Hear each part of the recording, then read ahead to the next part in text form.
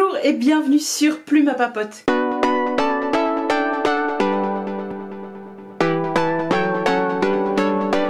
Comme vous avez pu le voir dans la miniature de cette vidéo et dans le titre, on va s'intéresser à mon bilan lecture de l'année 2021 et donc ouvrir mon carnet lecture que vous n'avez jamais vu en vidéo. Mais en gros, vous n'allez pas vraiment le voir puisque c'est moi qui vais le lire et tourner les pages et je vais vous parler. Je n'ai pas préparé cette vidéo et je vous avoue que j'ai à peine un quart d'heure pour la tourner. Donc on va se dépêcher, se presser et faire du condensé. Je sais que depuis 3-4 semaines, voire même avant, vous voyez énormément de vidéos, bilan, lecture par tous vos booktubeurs préférés. Très honnêtement, j'avais hésité à vous tourner cette vidéo, mais étant donné que cette chaîne est en fait mon carnet lecture et le résumé de toutes mes lectures depuis 2016 quasiment, bah, ce serait un peu dommage de passer outre et de ne pas avoir cette archive pour moi, puisqu'en priorité je tourne les vidéos pour moi avant de les tourner pour vous. Toutes mes excuses, mais bon, si vous les aimez bien, tant mieux, tant mieux. Donc on va partir on va faire un petit récap de mes lectures de 2021.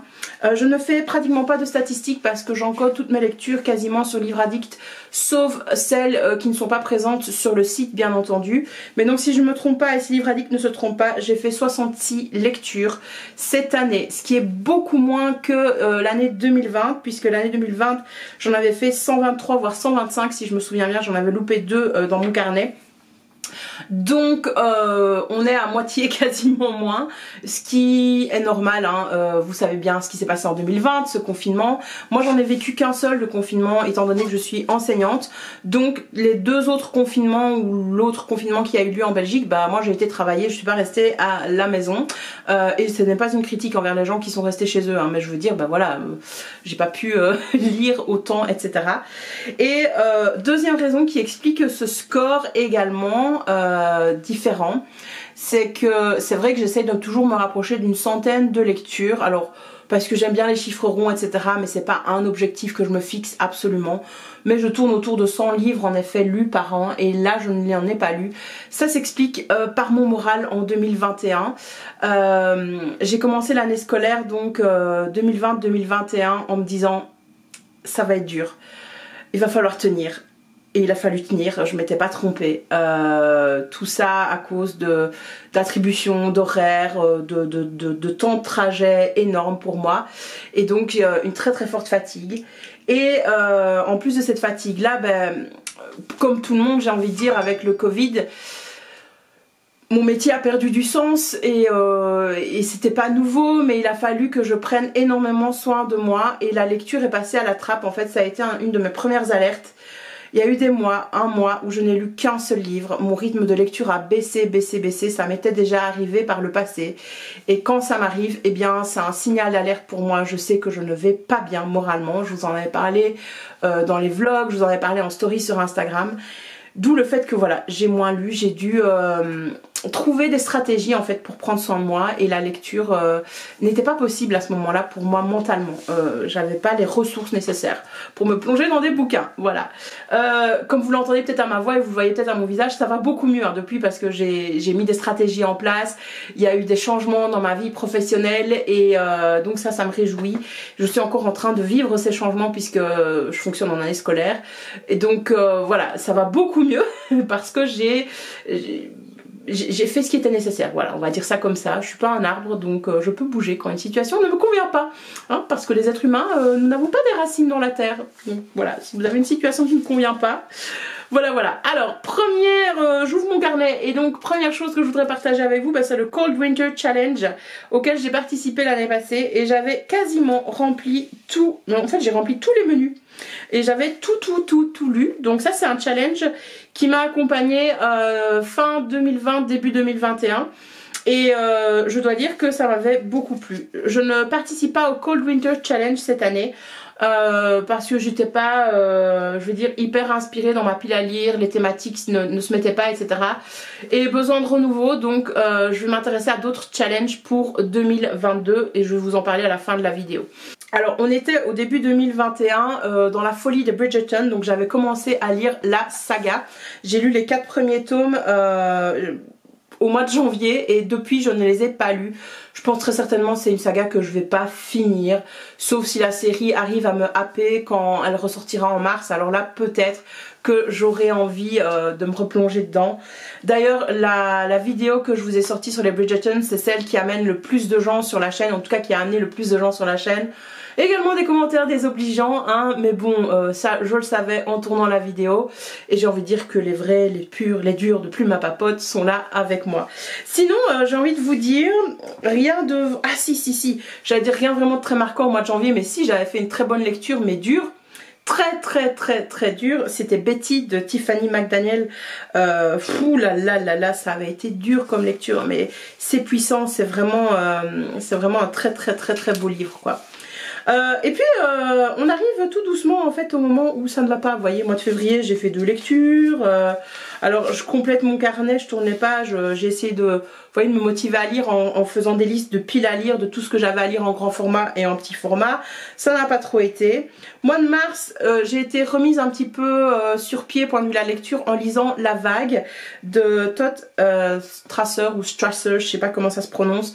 Donc c'est l'histoire d'un prof d'histoire dans un lycée américain, dans une high school aux États-Unis, qui voit en fait le fascisme avec ses élèves et le système nazi. Et ses élèves ne se rendent pas compte, disent c'est pas possible que les gens en fait aient participé à ce système sans s'en rendre compte, ils savaient ce qui se passait.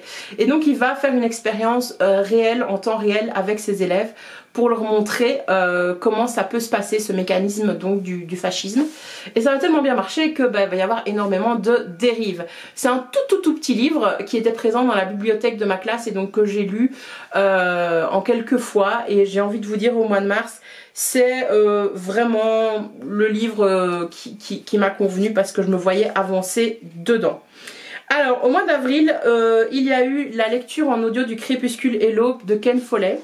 Ma soeur me l'avait offert en grand format et je n'ai pas lu dans ce livre en fait, puisque j'avais besoin de lire quelque chose et ça n'allait pas. Et donc j'ai lu ça en audio, ça m'a tenu quand même pendant pas mal de temps parce que c'est une bonne bricasse. Ken Follett, c'est une valeur sûre hein, pour moi, point de vue des auteurs, etc. C'est vraiment un auteur que j'apprécie énormément. Même s'il n'y a rien de nouveau, etc. à chaque fois, hein, c'est toujours la même recette. Un couple qui va devoir combattre pas mal de péripéties dans une époque moyenâgeuse, dans une Angleterre moyenâgeuse. Et on attend de savoir s'ils vont finir ensemble ou pas sur un fond historique où on apprend plein de choses. Mais je n'ai lu qu'un seul livre. Ah non, j'en ai lu plus. Non, j'en ai lu qu'un. Mon carnet lecture est mal fait. On va pas s'arrêter dessus. Voilà. Rien à dire. Par contre, au mois de juin, très belle découverte de mon auteur chouchou de 2021 que je vais continuer à découvrir. Je vous en parle constamment sur la chaîne. Je vous ai fait d'ailleurs gagner sa saga, enfin elle vous a fait gagner sa saga lors du live des 5 ans au mois de janvier. Je parle de Charlie Reinhardt et donc de sa saga Traqué, l'appel du renard. C'est l'appel du renard la saga et le premier tome s'appelle Traqué. Et écoutez, j'ai enchaîné les 3 tomes d'un seul coup parce qu'il me fallait la suite, il fallait que je sache ce qui se passait, etc.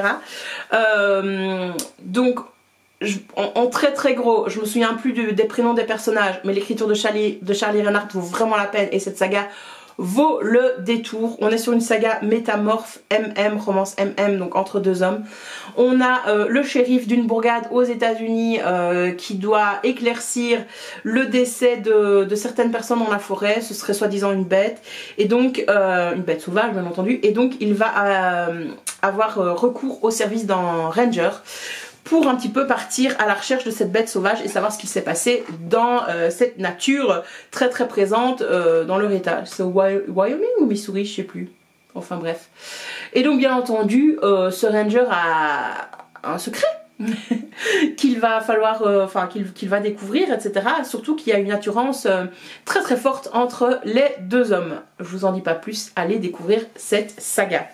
Alors au mois de juillet, ça a été mieux, j'avais eu des bonnes nouvelles et donc en plus j'étais en vacances. Et écoutez, la lecture qui m'a vraiment, mais vraiment, vous avez compris, vraiment marqué, c'est Nevernight de Jay Kristoff, le tome 1 que j'ai lu au mois de juillet. Mais mon Dieu, quelle saga, quel livre.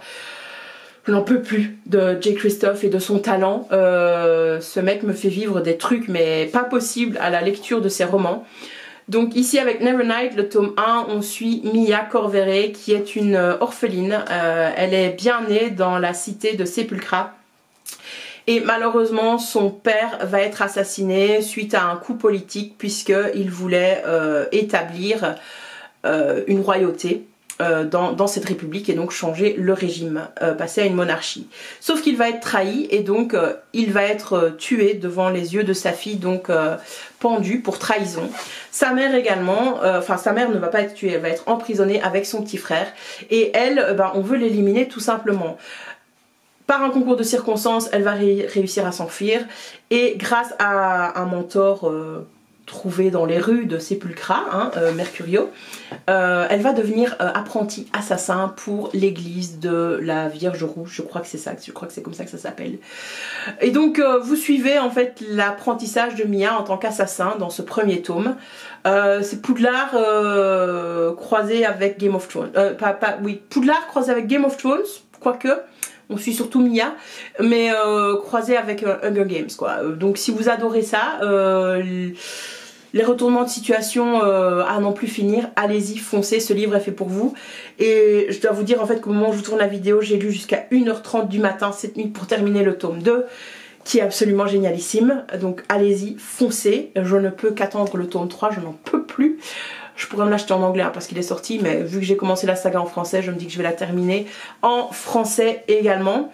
Et on en est au point en fait dans les retournements de situation et les cliffhangers à la fin que J. Kristoff est obligé d'écrire un message à ses lecteurs en disant « Vous en faites pas, tout va bien, je sais que vous me râlez dessus, mais tout va bien se passer. » On en est là quoi, sur ce niveau-là, où un auteur est obligé de faire un message à ses lecteurs à la fin du roman. Voilà. Mais bref, très bonne lecture pour moi. Mois d'août, j'ai envie de dire, il n'y avait rien vraiment de fifou. Donc voilà. Et alors au mois de septembre, j'ai pleuré toutes les larmes de mon corps en finissant la saga du fou et l'assassin de Robin Hobb. Donc la dernière trilogie dans cet univers de l'apprenti assassin. Je vous en ai parlé en long et en large, je pense que c'est le livre dont je vous parle le plus souvent sur Instagram, mais également dans mes vidéos, dans mes vlogs, etc. Si vous retournez voir ma vidéo du mois de septembre, vous me verrez avec la couverture du livre en train de pleurer. J'ai filmé 3 secondes, mais j'ai pleuré pendant les 400 dernières pages, quoi. Donc voilà, je vous ai déjà parlé en long et en large de l'apprenti assassin. Je sais qu'il y a quelques abonnés qui se sont lancés dans sa lecture et quelques amis également parce que j'en parle tout le temps, etc. Et donc ça me remplit de joie parce qu'on ne peut être que de plus en plus nombreux à aimer cette saga. Mais mon Dieu, qu'est-ce qu'on pleure, voilà. Au mois d'octobre, j'ai enfin découvert Anne de Green Gables par écrit, puisque moi j'avais adoré la série Anne with an E. Donc c'est un livre de Lucy Maud Montgomery et qui est publié chez Monsieur Toussaint l'ouverture dans cette magnifique édition que tout le monde a vu passer, que j'adore. J'ai le tome 4 qui est en train d'être en cours d'expédition, j'espère qu'il va arriver la semaine prochaine. En même temps, j'ai encore lu que le tome 1, mais quelle écriture puissante, quelle écriture magnifique. Et Anne, quelle héroïne! Mon Dieu, mais qu'est-ce qu'on a envie de lui faire des câlins, etc. Elle est absolument géniale. Enfin bref, je l'ai adorée. Je peux que vous encourager à découvrir la vie de Anne, qui est donc orpheline. C'est moi ou il y a un thème dans mes lectures? Je sais pas ce que ça veut dire sur moi. Donc on est au Canada, début des années 1900 je pense, et Anne est adoptée par un frère et une sœur qui ont une ferme. Ils sont tous les deux célibataires et en fait ils souhaitaient adopter un jeune garçon pour les aider dans les travaux de la ferme, et c'est Anne qui débarque. Et voilà, ça va être toute son évolution de petite fille à jeune femme dans ce premier tome, avec plein d'aventures et beaucoup de candeur, beaucoup d'imagination. C'est un livre très positif mais pas naïf, j'ai envie de vous dire. Enfin moi j'ai adoré, je peux que vous encourager et à le lire, à le découvrir. Et alors le travail éditorial de Monsieur Toussaint l'ouverture, mais oh mon Dieu, qu'est-ce que j'aime cette maison d'édition, même si pour le moment je n'ai lu qu'un seul de leur ouvrage. Mais on va pas s'arrêter là. J'ai lu pas mal de choses après fin d'année parce que ça allait pas mal pour moi, j'ai envie de vous dire. Je vous en ai déjà parlé dans des papotes lectures récentes qui sont sorties au mois de décembre. Donc est-ce que ça vaut vraiment la peine que je vous en reparle? En long et en large, je pense pas, mais je peux citer Le pouvoir du chien de Thomas Savage, Meurtre au village, donc Médium et plombier, le tome 1 de J.L. Marrow, Aurora Squad, j'ai terminé la saga, c'est aussi par Jay Kristoff et Amy Kaufman. J'ai avancé aussi dans la trilogie, enfin non c'est pas une trilogie, dans la saga des Rois Maudits. Je suis quasiment, il me reste 3 tomes je crois à lire. Et au mois de décembre, écoutez, qu'est-ce que je peux vous dire? J'ai lu pas mal de petits trucs, hein, mais ah oui, bah j'ai terminé l'année avec une dernière lecture, quasiment une dernière lecture. Mon meilleur ami, son mariage et sa sœur de Charlie Reinhardt. Donc ça vous situe hein, sur mon amour pour Charlie Reinhardt et sa plume, en tout cas son écriture. Donc voilà, quelques lectures rapidement brossées dans cette vidéo.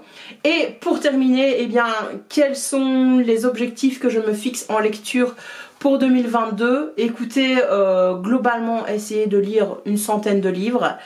Également, et vous le découvrirez la semaine prochaine, dans la vidéo de la semaine prochaine, lire des choses que j'ai pas l'habitude de lire grâce au bibliobus, puisque je me rends maintenant au bibliobus qui passe une fois par mois dans mon village.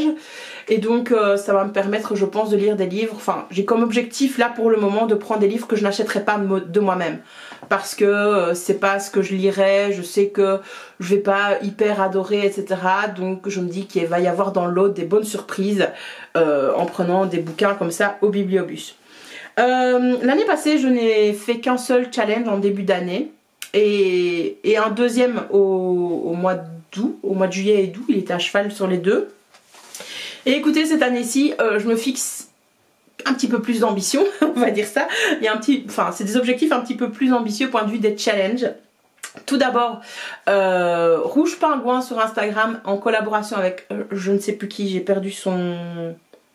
Oui, non, je ne sais plus. La deuxième personne qui organise le challenge, mais elles ont organisé nos Cup and Books. C'est un livre par mois de classiques de littérature anglaise. Et donc, ce mois-ci, on est en train de lire Jane Eyre, que je n'avais jamais lu alors que je suis prof d'anglais. Et donc, voilà, je vais essayer de tenir ce challenge tout au long de 2022. J'aimerais bien également participer au challenge SFFF qui est super connu, où tout le monde s'est inscrit, etc. C'est en bonne voie. Pourquoi pas également donc tous les week-ends à 1000 de cette année pour avoir un rythme de lecture un petit peu plus intense, même si on n'a pas encore les dates. Et le dernier challenge auquel, non il y en a encore 2 sur Instagram, une année avec Gallmeister. Maintenant j'ai pas trop envie d'acheter des nouveaux bouquins, donc à voir. Et il y a le challenge Instagram de lecture en Belgique, c'est Belgistagram ou quelque chose dans le genre. Et donc voilà, c'est un livre par mois en lien avec une ville, un lieu de Belgique que je trouve assez sympa. Donc voilà où on en est par rapport à mon bilan lecture. Je sais pas si cette vidéo est très intéressante pour vous, mais pour moi ça me permet de clarifier mes idées et mes objectifs. Et voilà, donc je vous remercie d'avoir regardé la vidéo jusqu'au bout, même si elle était très rapide et peut-être un petit peu décousue, d'un style un petit peu différent. N'hésitez pas à vous abonner, n'hésitez pas à liker la vidéo et à me dire quels sont vos objectifs de lecture en 2022 dans les commentaires ci-dessous. À la prochaine, bye.